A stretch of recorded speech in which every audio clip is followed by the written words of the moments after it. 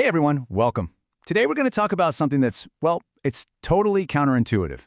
It's called the Cobra Effect, and it's this incredible story about how sometimes the best laid plans can go completely disastrously wrong. So let me ask you this.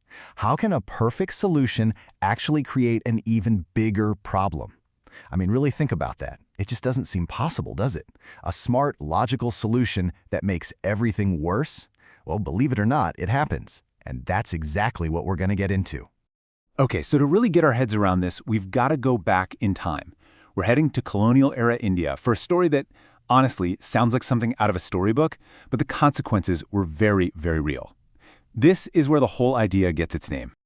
All right, picture this. You're in Delhi under British rule. The city has a serious and, frankly, terrifying problem.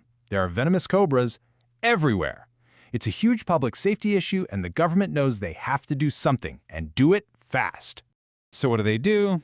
They come up with what seems like a brilliant, simple idea. They offer a cash bounty for every dead cobra. The logic is perfect, right? You want to get rid of cobras, you pay people to kill them. Problem solved. And you know what? At first, it worked. It worked amazingly well. The policy looked like a massive success. Thousands of dead cobras were being turned in. If you were one of the officials just looking at the spreadsheets, you'd be patting yourself on the back. The numbers proved it was working. But then, here's where the story takes a crazy turn. The government eventually scraps the program, and when they do, they find something unbelievable. The cobra problem wasn't better. It was worse. There were now more venomous cobras in the city than when they started. The whole thing backfired spectacularly. So what on earth happened here? This wasn't just some freak accident or a silly mistake. This story is so classic, it actually gives its name to a phenomenon we see all the time in all kinds of different situations. And yep, you guessed it, it's called the Cobra Effect. Okay, here's the definition. The Cobra Effect is when an attempted solution to a problem actually unintentionally makes the problem worse. And the really important thing to get here is that the people weren't being stupid or irrational. No, they were being perfectly logical. They were just following the incentive. See, they figured out it was way more profitable to breed cobras to collect the bounty than to go out and hunt wild ones. The system was the problem, not the people. This whole situation is a perfect example of something called Goodhart's Law, which basically says, when a measure becomes a target, it ceases to be a good measure. Think about it. The government's real goal was public safety, but the target they created was number of dead cobras. The moment they started paying for that target, it stopped being a reliable way to measure safety. It just became a measure of how many dead cobras people could produce. So you might be thinking, okay, that's a wild story, but how does this keep happening? What's going on under the hood that turns these good intentions into such bad outcomes? Let's break down the mechanics. It actually follows a really predictable four-step pattern. First, you take a big, complex goal, like public safety, and you replace it with a simple, easy-to-measure number, a proxy, like dead cobras. Then, step 2, people do what people do. They rationally figure out the best way to hit that number and get their reward. Step 3 is what we call goal displacement. The proxy, the number, becomes the new goal. And finally, step 4, the original important goal gets totally undermined. You end up worse off than you were before. And this table here, it just lays it out so clearly. The intention was great, reduce the cobra population. The incentive was simple, get paid for dead cobras. But that third piece, the rational behavior, people starting cobra farms, that's what broke the whole system. That's the part nobody saw coming, and it led directly to the terrible final outcome.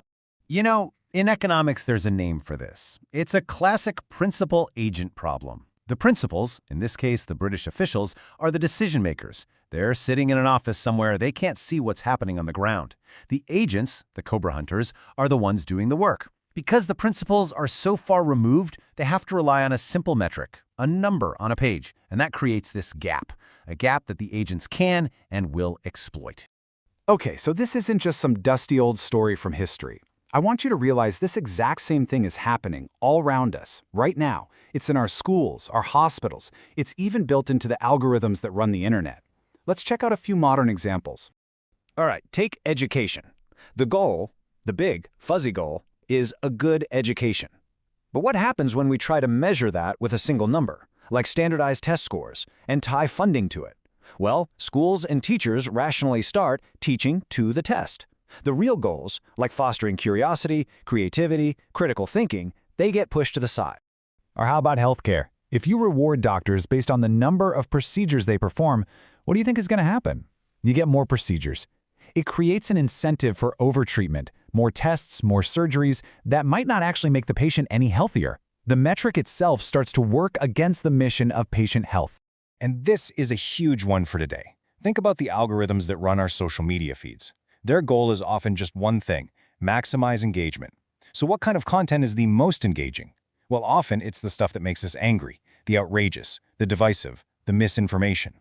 The algorithm isn't evil. It's just rationally promoting what works to hit its target. And in the process, it might be breeding some pretty nasty digital cobras. So, okay, what's the big takeaway from all of this? What's the lesson? Well, the Cobra Effect teaches us something really, really important about solving problems. It shows us that we live in a complex world that is always learning, always adapting to whatever rules we put in place. So you can really see two different ways of thinking here. On the left, you have this mechanical control mindset. It's the idea that the world is a simple machine and you can just pull a lever and get a predictable result. That's what causes the Cobra Effect. The better way, the mindset on the right, is adaptive governance. This means you see the world as a living, dynamic system. You expect people to learn and game the system. And when they do, you don't see it as a failure. You see it as super valuable feedback. So how do we actually avoid this mess? How do we design smarter systems? Well, for starters, we have to treat every new policy like it's a hypothesis, not a final solution. We need to use a whole bunch of different ways to measure success, not just one simple number. And crucially, we have to assume from day one that people are smart and they will try to exploit the rules. The game is to build systems that are tough enough to handle that reality. Yeah, this quote really says it all, doesn't it? Policy does not act on a passive world, but on a world that learns. It's so simple, but so powerful. The moment we forget that people and systems respond and adopt, that's when we start accidentally breeding more cobras. And so that really leaves us with one last big question to chew on. I want you to think about the world around you, your job, your community, even our society as a whole. What are the simple metrics we're all chasing? What are the unintended consequences? What cobras might our best solutions be breeding right now, without us even noticing?